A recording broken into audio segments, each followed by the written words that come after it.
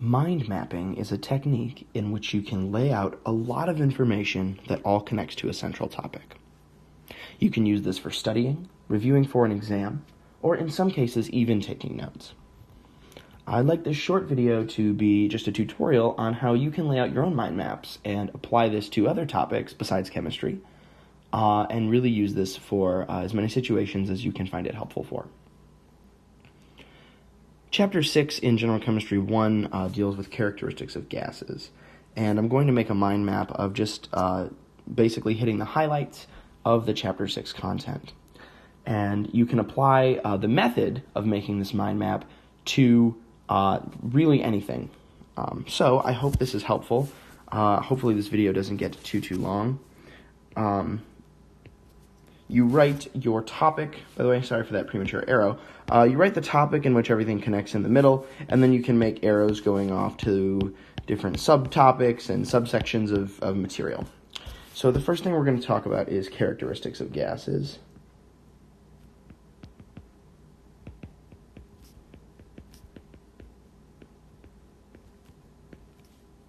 Really don't like how that G looked. So much better. So, remember that gases have an indefinite shape and an indefinite volume. Right? Gases, it turns out that 1 mole is equal to about 22.4 or 22.5 liters. Some people say 22.4, some people say 22.5. Apples and oranges. I don't really have a personal preference. I was taught 22.4 back when I was learning this stuff, but whatever your professor wants is definitely what you should go with. And remember that gases are compressible, and some are flammable.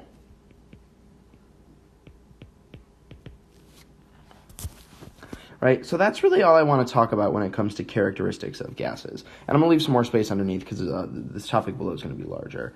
I like to just kind of make them into little bubbles and kind of cloud them off just so I can keep the topics separate. So when I'm reviewing, I can say, hey, okay, I want to name all the characteristics of gases, and I'll flip my mind map over, and I'll try and name them all, and then I'll check my work, right? So I'm not fumbling around for information. The second area I'd like to talk about would be units when dealing with gases. So I'm just going to say units, right?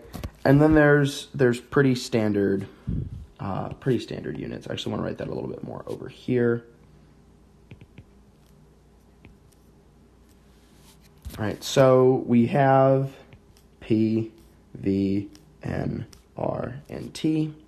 We'll zoom in on that so it's a little bit easier. And I like to just write out what each of the units means. So and that's a capital T, by the way. It's not like a Greek letter or anything. I didn't mean for that little lobe to be on there. Better. So P is, of course, pressure. And you want to try to keep it in atmospheres or ATMs.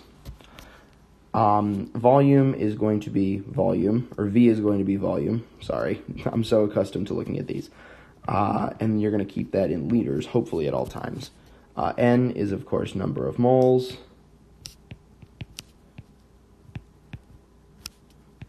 Right, and then that's in moles.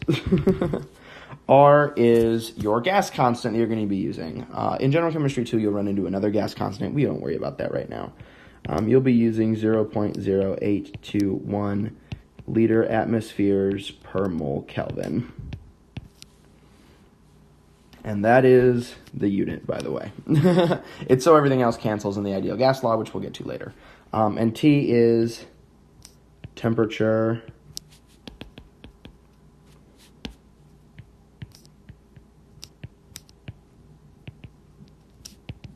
in Kelvin. And I need to really follow my format. There we go. Right, so remember it's not degrees Kelvin, it's just Kelvin, capital K. Really quickly, there are a bunch of different units of pressure. Primarily, there are 4 that I just want to equate for you. So I'm just going to draw little arrows. just like I drew from gases, so you guys can see the 4 different pressure units. One of them is millimeters of mercury, so standard pressure for millimeters of mercury is 760, which is equal to 760, wow, 760 torr, which is equal to 101.325 kilopascals, which is equal to 1 atmosphere. Okay, so if you're doing unit conversions and you need to convert between 2 units of pressure, you will use these numbers right about here. So those would be useful to know. Anyway, that's all I really want to say about units. So happens. So as you can see, that is why I kind of wanted to write units kind of more over here rather than over here, because I knew I wanted to talk about pressure. Okay, so what we're going to do now is we are going to talk about gas laws. And why did I do that? There we go. I don't want to have it in the bubble. So we're going to talk about 2 gas laws. We're going to talk about the ideal gas law and the combined gas law. So we're just going to title it Gas Laws.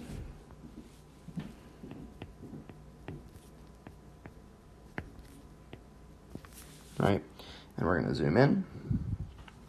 Right, so we have 2. We have the combined gas law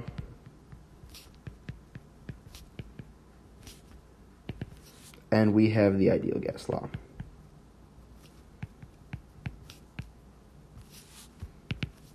Right, the combined gas law states that the pressure times the volume divided by the temperature in one setting of gases can be equal to a change in those things, right?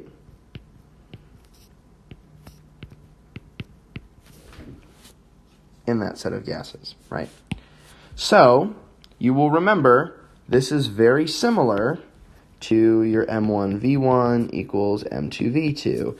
And we can do these equations, right, because the number of moles of gas in that specific space is constant. The number of moles of solute dissolved in the solvent is constant, right? So the combined gas law, so we look at this whole big picture, right? And the combined gas law uses pressure, volume, and temperature, right? Pressure, volume, and temperature, right? Now, we are going to remember really quick, right?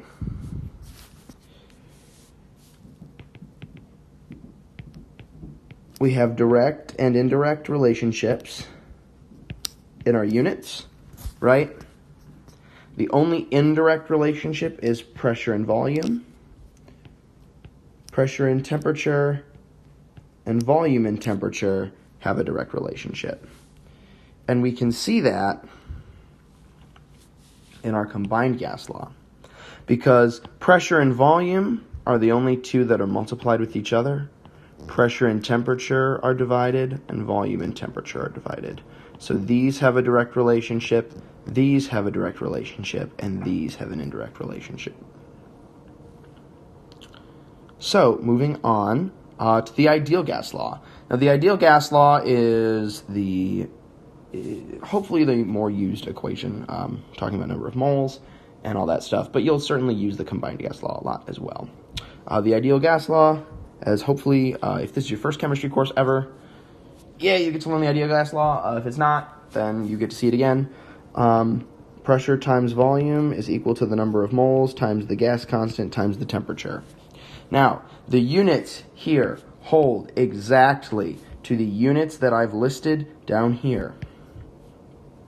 You must have each of your terms in the correct units if you want this to work.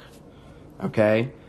You must have your pressure in atmospheres. You must have your volume in liters. You must have your number of moles calculated correctly. You must use the correct gas constant, and you must have your temperature in Kelvin. That is the only way. Now, it's actually not that hard to get there, but just a warning, if you don't have those units, this won't work. Okay? So,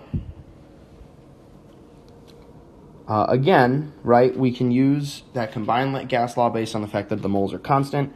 We use the ideal gas law to calculate a gas when we actually are calculating the characteristics for a certain number of moles of a gas.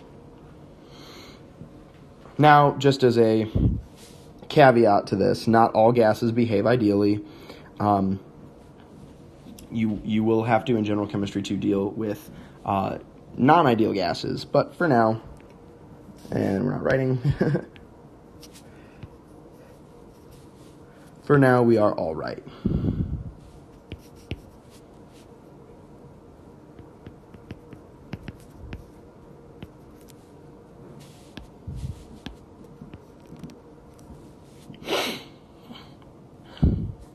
So the last thing I want to talk about with Chapter 6, and you can do any number of arrows that you want in mind maps. I'm just choosing to do 4, just because this is an example video and kind of a tutorial and also a review. I want to talk about Dalton's law of partial pressures. Right? And it sounds complicated, but it's really not, I promise. Dalton's law of partial pressures just states that the total pressure of a mixture of gases is equal to the sum of the individual pressures. Sorry, lowercase. of all the individual gases. Right? So I just want to write that out, right? Total pressure equal to sum of individual partial pressures.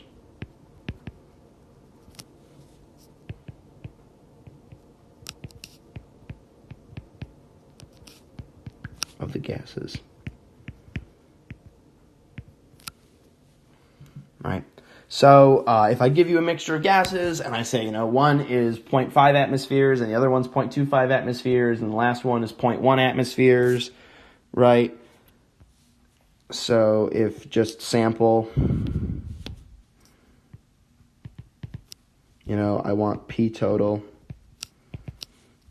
where we have, gas 1, gas 2, and gas 3, right? This is 0.5 ATM, this is 0.25 ATM, this is 0.1 ATM. So pressure total is equal to 0.5 plus 0.25 plus 0.1, right? And then I can just give myself an answer of 0.85 ATMs.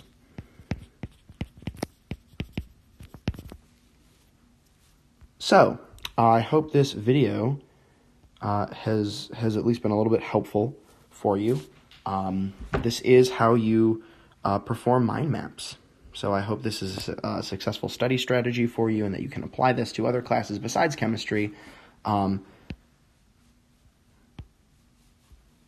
There we go. And I hope you enjoyed it. We'll see you next time.